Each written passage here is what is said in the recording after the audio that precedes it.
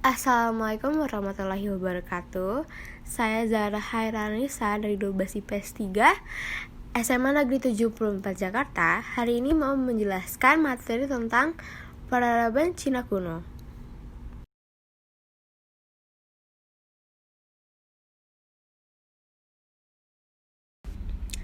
Jadi apa sih yang memperlatar belakangi terjadinya peradaban Cina kuno?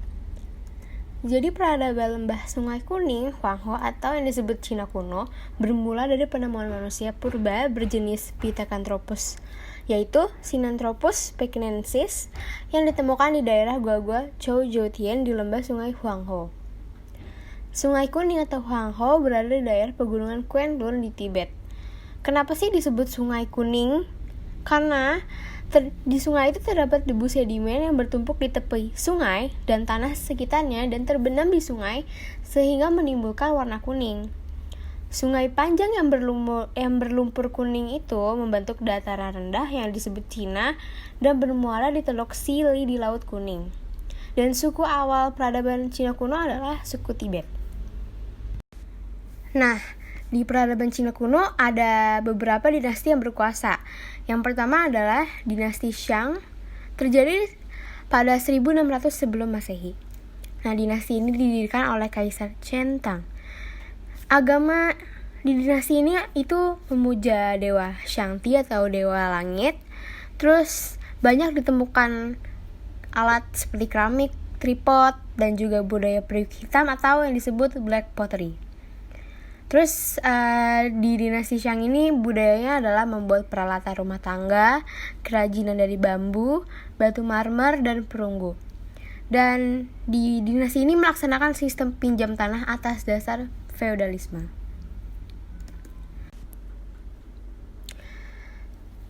Terus yang kedua adalah dinasti Zhou atau Zhou, terjadi pada 1027 sebelum Masehi. Didirikan oleh Raja Cheng yang bergelar Shi Huangdi.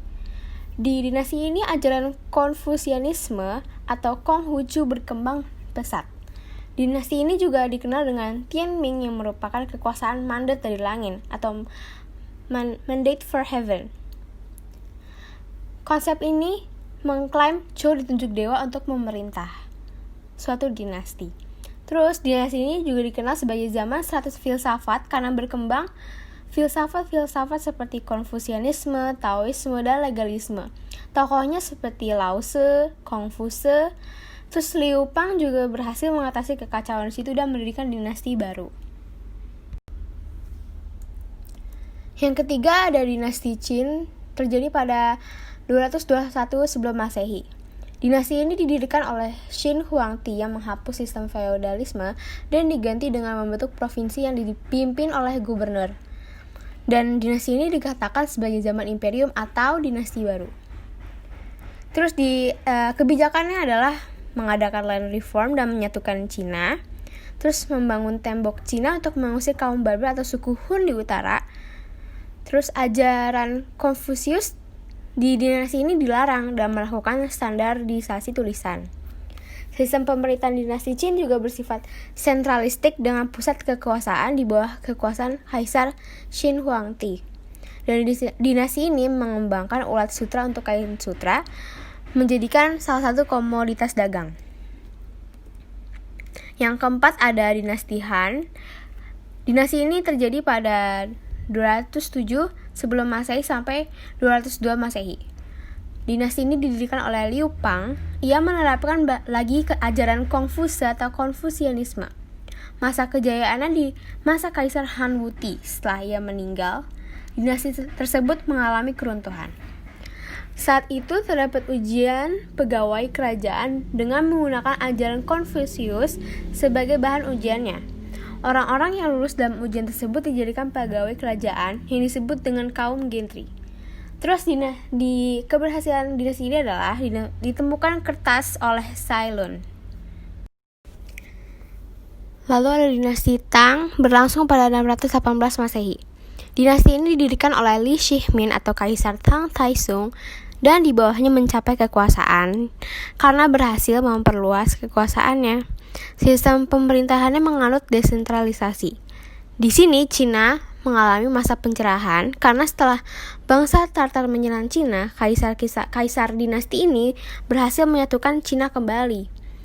Terus usaha Tang Taisung untuk mendapatkan perhatian rakyat yaitu yang pertama dibuat undang-undang untuk mengatur pembagian tanah, kedua membuat peraturan pajak, yang ketiga membagi Cina menjadi 10 provinsi. Di dinasti ini terkenal pujangga atau penyair, yaitu Li Taipo. Dia menganut Taoisme, terus ada Tufu dan Wang Wei. Di sini ilmu pengetahuan dan teknologi berkembang dan banyak inovasi terbesar seperti di bidang seni dan syair. Terus di dinasti ini pengaruh Islam mulai masuk karena Cina diperluas hingga ke Persia dan Laut Kaspia. Terus ada dinasti Sung terjadi pada 1060 Masehi. Setelah dinasti Tang runtuh pada tahun 960, kekacauan berhasil diatasi dan berdirilah dinasti Sung. Seni dan ilmu pengetahuan seperti ilmu pengetahuan astronomi berkembang pesat dan mendirikan museum. Dinasti ini menggunakan tulisan piktograf. Lalu, kenapa bisa dinasti ini runtuh? Karena bangsa Mongol menyerang di bawah pimpinan Genghis Khan dan berhasil merebut Cina. Tapi pada akhirnya bangsa Manchuria juga ikut menyerang. Lalu berikutnya ada dinasti Yuan. Dinasti ini berlangsung pada 1297 Masehi, dipimpin oleh cucu Genghis Khan, yaitu Kubilai Khan dari bangsa Mongol. Dinasti ini memperluas wilayahnya sampai ke Rusia, Hongaria, Polandia, dan Serbia. Dinasti ini juga menyerang kerajaan Singosari di Indonesia. Lalu pada akhirnya bangsa Mongol berhasil diusir dari Cina di dinasti ini. Lalu berikutnya ada dinasti Ming, terjadi pada 1398 Masehi, yang berpusat di Beijing atau di Cina. Zhu Yuanzhang menyusun persatuan Cina dan sempat berhubungan dengan kerajaan Majapahit di Nusantara. Masa keemasan Islam itu terjadi pada dinasti ini karena dikenalkan oleh Laksamana Cheng Ho, yaitu penjelajah Muslim. Ia juga pernah singgah ke Indonesia. Pada masa Yongle, Portugis dan Belanda dan Inggris mulai datang ke Cina untuk berdagang. Lalu pada akhirnya bangsa Manchu menyerang dan berhasil menguasai Cina. Lalu dinasti yang terakhir adalah dinasti Qing atau dinasti Manchu, terjadi pada 1644 Masehi. Dinasti ini dipimpin oleh kaisar yang kurang cerdas, jadi bangsa Cina tuh ingin berjuang untuk bangsanya.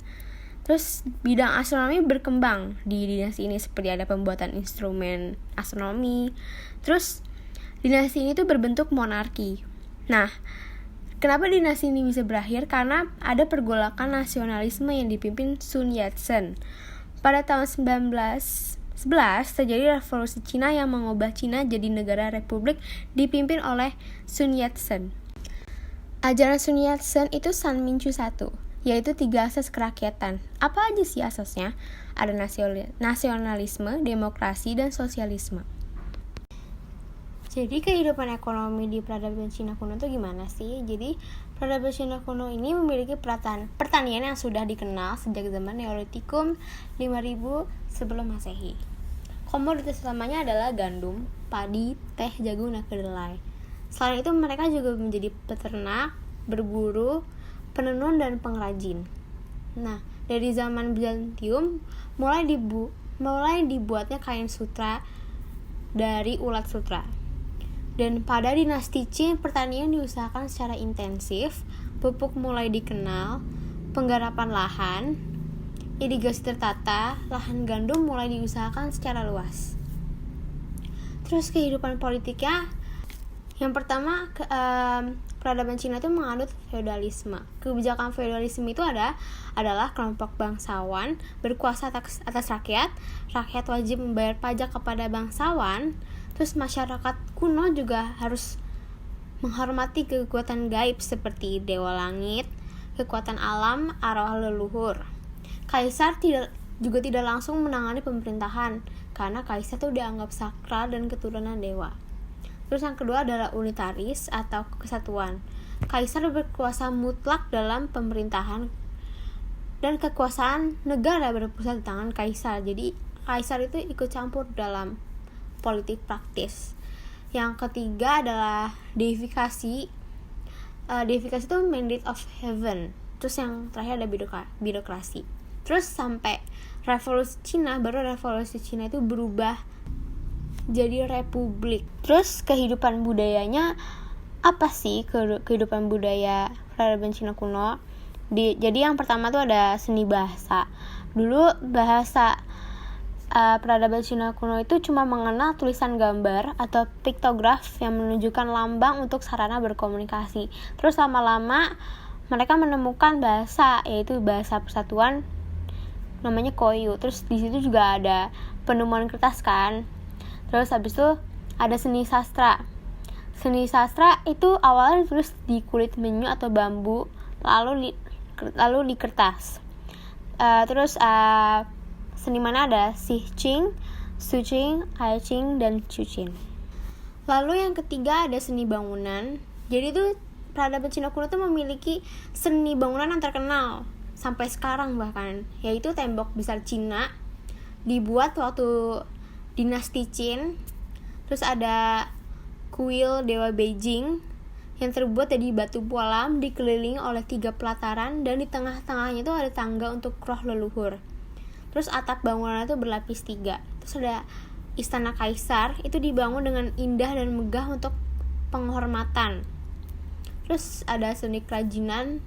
Jadi di peradaban Cina kuno tuh orang-orangnya suka melukis. Pada dinasti Tang, sumber subjek primer lukisan Cina adalah Shanshu atau gunung air. Dan senimannya ada Zhou Dang, Han Chan, dan Wang Wei. Terus peradaban Cina kuno itu juga punya budaya lain, seni lain seperti keramik. Ciri khas keramiknya itu ada ukiran naga dan tumbuh-tumbuhan pada guji keramiknya. Lalu sistem kepercayaannya peradaban Cina kuno itu apa aja? Jadi peradaban Cina kuno itu masyarakatnya menganut politeisme atau percaya kepada dewa seperti dewa Pa, dewa musim kemarau, dewa Feng Fo, dewa angin, dewa Lei Shi yaitu dewa angin topan, dewa Taishan yaitu dewa 4 serangkai. Terus ada dewa Hopo, dewa sungai Huangho yang berbadan manusia sambil mengendarai 2 naga. Terus yang terakhir ada dewa Hou Tian itu dewa langit. Terus di bidang militernya tuh peradaban Cina kuno tuh membuat apa? Jadi yang pertama tuh masyarakat peradaban Cina kuno tuh membuat mesiu, yaitu campuran dari nitrat, arang, belerang untuk alat perang. Terus ada 2 kembang api, yaitu untuk menggertak agar musuh tuh supaya takut gitu loh. Terus yang ketiga tuh ada parasut, dibuat sejak tahun 2 sebelum Masehi. Karena kontur negara Cina yang berbukit menjadikan parasut itu efektif banget untuk sarana militer. Nah, peradaban Cina kuno itu memiliki menginvestasikan sebuah filsafat. Yang pertama tuh ada ajaran Taoisme. Taoisme itu dikembangkan oleh Lao Tse yang tertulis di buku Tao Te Ching. Nah, ajaran ini tuh mengajarkan bahwa agar dunia ini tuh aman dan tertib, maka tiap orang tuh harus menjalankan Wu Wei. Wu Wei itu tindakan hal yang tidak bertentangan dengan pekerjaannya. Terus ajaran ini tuh juga mengajarkan agar pasrah kepada nasib dan suka duka itu bencana itu sama aja menurut ajaran ini. Jadi banyak pengikut ajaran ini tuh tahan terhadap penderitaan. Terus ajaran ini tuh dilanjutkan oleh Zhou pada abad 4.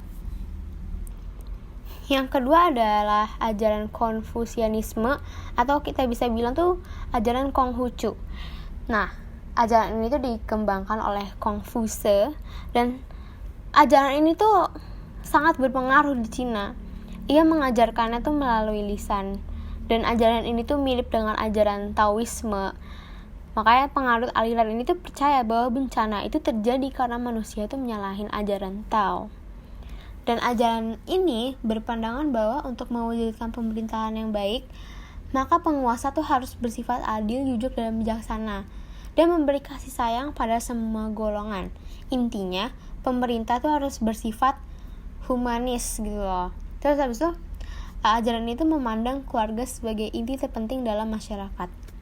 Dan ajaran Konfusianisme ini mengutamakan untuk mengajarkan kebangsawan karena ia yakin dan beranggapan bahwa masyarakat akan tertib apabila pemimpinnya itu menjalankan kebijakan. Terus yang ketiga adalah ajaran Mengse. Dia ini tuh muridnya Konfuse, ajaran dari Konfusianisme.